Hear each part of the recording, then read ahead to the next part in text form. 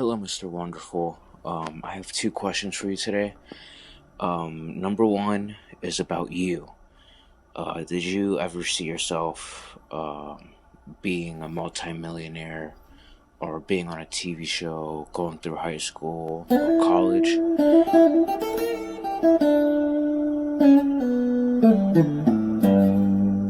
All right, let's hear from Joseph Alvos. And number two is I'm day trading, making about $400 a day. I'm a junior in high school, and have to start looking for colleges pretty soon to apply to. So I was wondering if I should save up that money for college to pay off to pay for my college, or should I just spend it on for food for myself, or should I just save it for college when I'm in college or out of college? Okay, Joseph, you got a couple of questions in there, and they're interesting ones. First of all, the one about me. No, I did not see it coming, and no entrepreneurs that are really focused on what they love do. You know, it's kind of, you start in the basement, you're focused on your business, you're working 25 hours a day, and one day you wake up and someone wants to buy your company for $4.2 billion.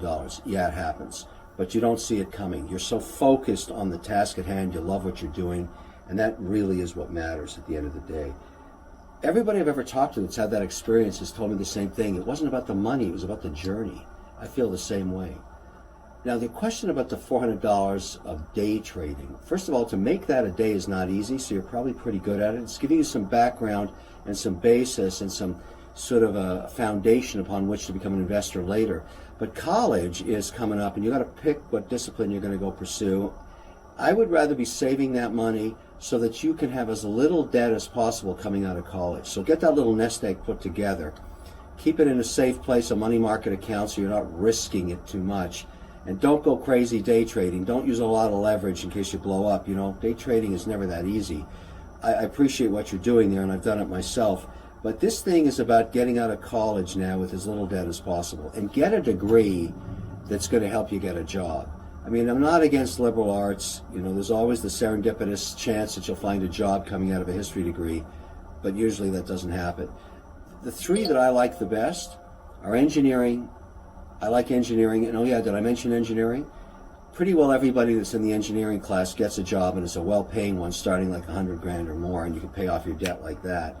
But anyways, I got to tell you, Joseph, I like your questions, but I'm concerned that you really start focusing on that whole college nest egg, making sure that you do that with as much cash as you can so you come out with as little debt as possible. And while you're in college, get a job and work so you can pay off more debt. I hate debt. Debt sucks.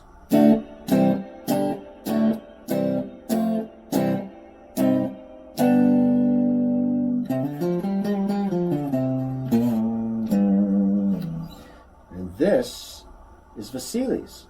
Hello, Mr. Wonderful. My name is Vasilis, and I come from the beautiful island of Cyprus. Hey! My question for you is the following. Love Cyprus. I grew up there. I went to the junior school. My brother went to the English school. My dad was posted there with the United Nations. What a fantastic island. I still go. I could tell right away when I heard from Vasilis. He was a Greek Cypriot. Great guy. Wonderful people. Let's hear what he has to say. From your perspective and your experience, what do you think is the number one factor for success for any entrepreneur? Thank you for your response. Hey, fantastic question. What is the number one attribute of a successful entrepreneur? I'll tell you what I think it is.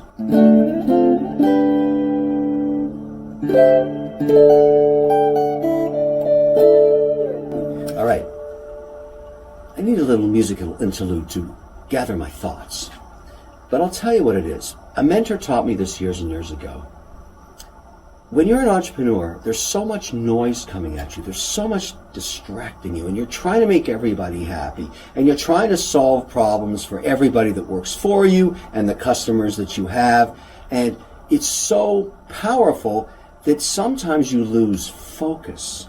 Sometimes you forget why you're there.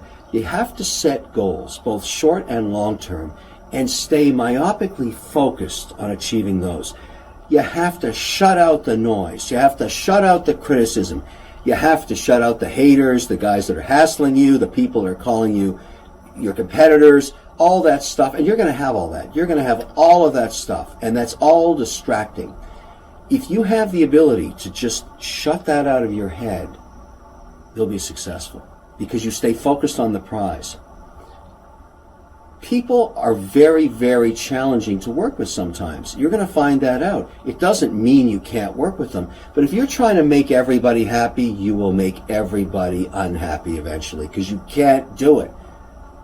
You have to think about three things.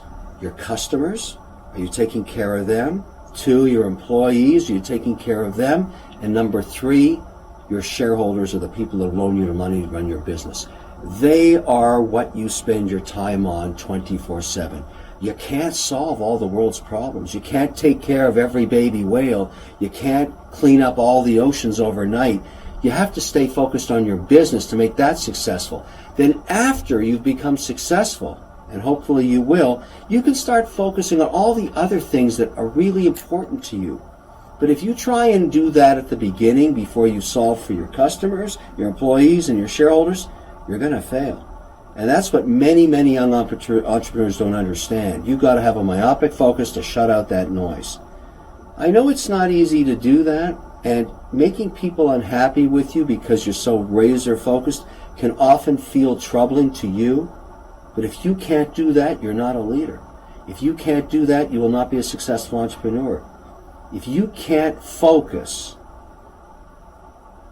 you just won't make it. So remember that. These are tough love suggestions, all right? It's just the nature of how it works. But if you can, and you ask me what makes entrepreneurs successful, myopic focus on the long-term and short-term goals and not letting anything else distract them.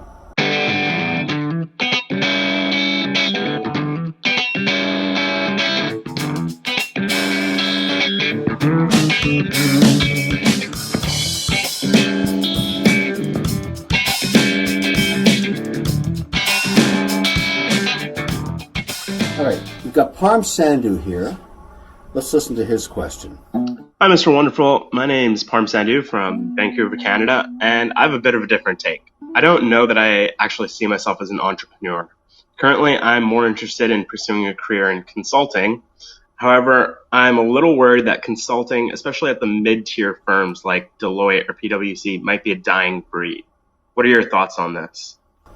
Okay, Parm, let me tell you about consulting. Now, first of all, consulting is never going to be a dying breed. It's always going to be around. And PwC is not really if you're talking McKinsey and Company or Bain Capital, PwC, they're all in the same ilk. What you got to understand is you got to be top of your class to get into these places because you're competing with, a lot of people with perfect scores. You have to be a strategic thinker, all right? And you have to want to work basically 100 hours a week because they weed out, they cull the herd after 24 months. And they want to get rid of the ones that aren't the true strategic consultants. So I'm just letting you know, it's a tough, tough job. I work with a lot of consultants. I have in the past. I still work with them today. But I'll tell you why it's interesting. You almost sound like you might have the right temperament for it. I can tell by just the way people speak. But consulting is a really fantastic way to go visit a whole bunch of different companies, a whole bunch of different sectors, a whole bunch of different opportunities. And what the majority of the class that's sort of into the 36th month do, or not a lot of them, let's say half, is they jump off the consulting boat and they land in one of these companies that they were consulting with, and they become partners in them, or they become part of the startup, or they become part of the team, and they take their career in a new direction with one company that they found because they were in the consulting platform. I think that's a very, very cool idea, and I'll tell you why. It reminds me of the apprenticeship programs that the Swiss or the Swedish and the Danish run, where you basically get steeped into a company culture, and in this case through doing all this consulting and learning how hard it is to do that, learning about all the metrics of what makes a consumer company work, or whatever company you're consulting on, and then with all that expertise you jump off and you land in there. So I'm cool with it. I am okay with it, and I don't care which firm you work with. I mean, they don't waste you. They're going to bill you out. So PwC is global. All of these firms you're talking about. But if you're going to become a consultant, interview 3 of them, try and get offers from 2. But all the entry package is the same. But I'm telling you, my friend, you better get ready to work your ass off. There's no other way to put it.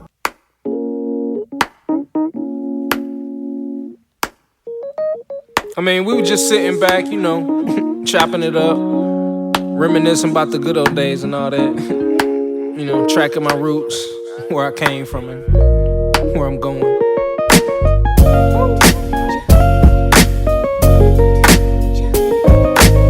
But like I say, man, always said it.